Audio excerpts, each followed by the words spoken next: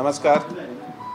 काल रात्री पुण्यात झोन 1ची हद्दीमध्ये FC रोडवर एक घटना समोर आलेली आहे. ज्या दरम्यान काल रात्री एक L3 नावाचा, ज्याचा पूर्ण नाम लिक्विड लेजर लॉन्ज असा आहे, असे नावाचा एक जे बार आहे त्याची जे लीगल परमिसिबल लिमिट आहे त्याचे पुढे काही तास चालला असे प्रकारची इन्फॉर्मेशन जे आहे ते सोशल मीडियावरनं आज पुणे पोलिसाला मिळाली.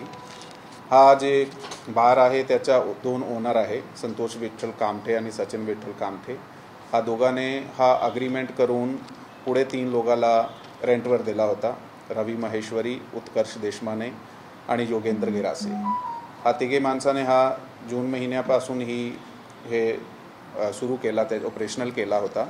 आणि मग काल रात्री त्यांनी काहीतरी 12-12:30 वाजेपर्यंत हे चालवला. आणि मग एका पार्टी ऑर्गनायझर, जे इव्हेंट ऑर्गनायझर आहे त्याच्याबरोबर त्याचा काल उशिरा बोलणं झाला 12-12:30च्या दरम्यान.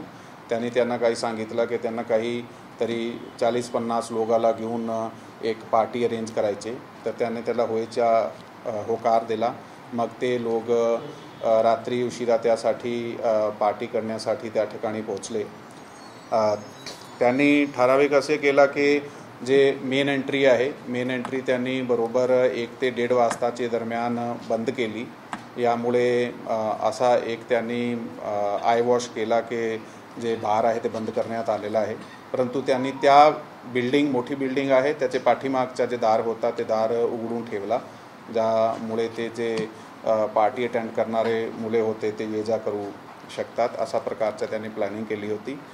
मग ह्याचा एक मॅनेजर मानस मलिक, त्याच्याबरोबर ते ऑर्गनायझर जे होता ते अक्षय दत्तात्रय कामठे, हिने हे सगळं आयोजन केलं आहे. ते यावेळी पोलिसाला सोशल मीडियामधून ह्याच्याबद्दल एक व्हिडिओ मिळाली आणि त्यामधला कॉन्टेंट समोर आला. ते तात्काळ पुणे पोलिसाने शिवाजीनगर पोलीस स्टेशनची टीम त्या ठिकाणी पोचली. त्यांनी त्या ठिकाणी जाऊन त्याचे जे DVR आहे, CCTV चेक केले, व्हेरीफाय केला. ते समोर आला की त्यांनी असा प्रकार घडलेला दिसते.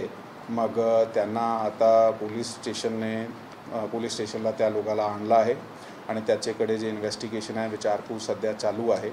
त्या ठिकाणचा जे बार आहे त्या बारला सुद्धा आता सीज करण्यात आलेला आहे. त्यामध्ये एक्साईज डिपार्टमेंटची सुद्धा सहभाग झालेला आहे. ते पण घेऊन त्यांनी पण आपल्या स्तरावर जे काही आहे लीगल कारवाई केलेली आहे.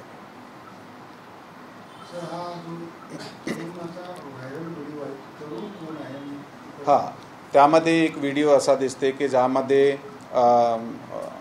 काही 2 तरुण बसले आहे. 2 तरुण एक पावडरसारखा काहीतरी कंटेंट त्याच्याकडे आहे, ज्याच्याबद्दल ते नार्कोटिक्स असू शकते, त्याची शक्यता नकारता येत नाही आहे. याबद्दलचे आता शोध चालू आहे आणि ते इन्व्हेस्टिगेशनचा पार्ट आहे. जसेही आम्हाला माहिती मिळाली ते आपल्याला लीगल कारवाई करून त्यावर अपडेट करण्यात येणार आहे. नाही, या बारबद्दल असे प्रकारची तक्रारी आमच्याकडे प्राप्त झाली नाही आहे.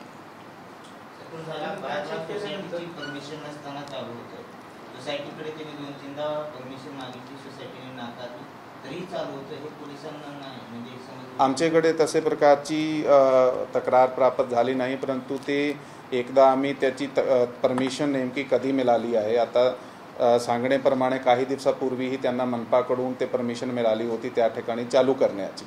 ते सगळे कागदपत्र जे आहेत ते इन्व्हेस्टिगेशन खाली आम्ही गोळा करीत आहोत. त्याबद्दल जे काही इन्व्हेस्टिगेशनमध्ये समोर आला ते बाकीचे जे डिपार्टमेंट आहे त्यांना पण योग्य पत्रव्यवहार करण्यात येणार आहे.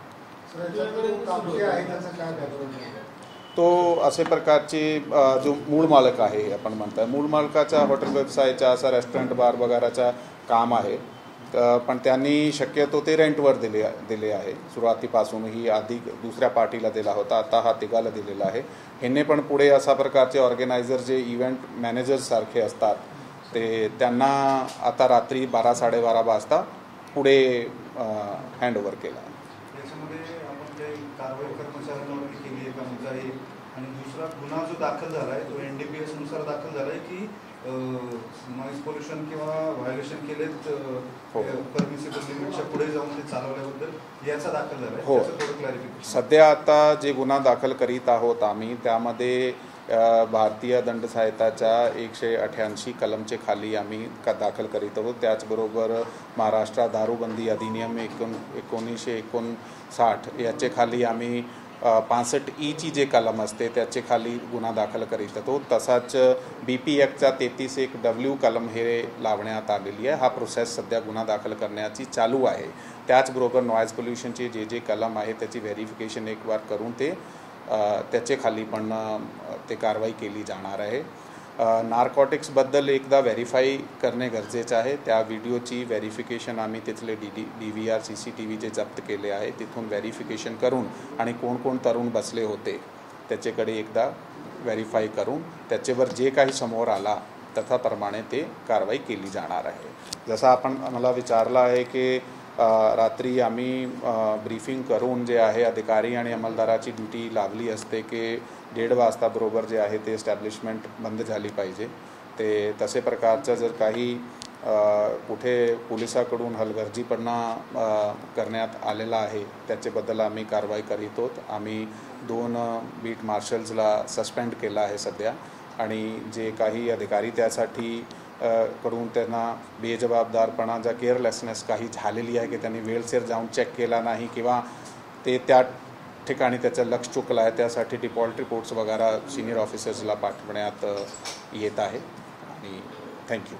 सर, पार्टीमध्ये 40 ते 50 जण होते त्यात काय अल्पवयीन होते का? ही जे 40 ते 50 जण होते त्याच्याबद्दलचा डेटा आम्ही आता गोळा करीत आहोत। तो जे इव्हेंट मॅनेजर आहे त्याच्याकडून त्याच्यासाठी आमची टीम गेलेली आहे आणि त्याच्याकडून गोळा करून जे आम्हाला डेटा मिळाला त्याबद्दल आपल्याला अवगत करण्यात येणार आहे।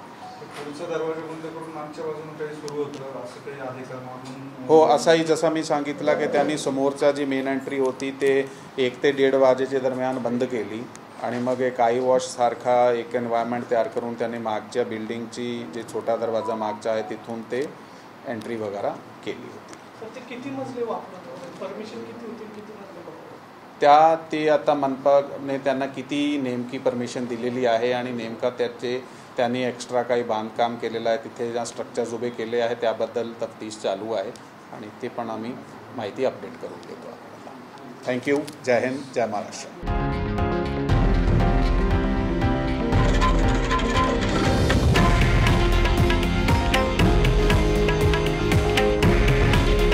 हे आहे देशातील नंबर 1 न्यूज नेटवर्क आणि आपण पाहत आहात TV9 मराठी।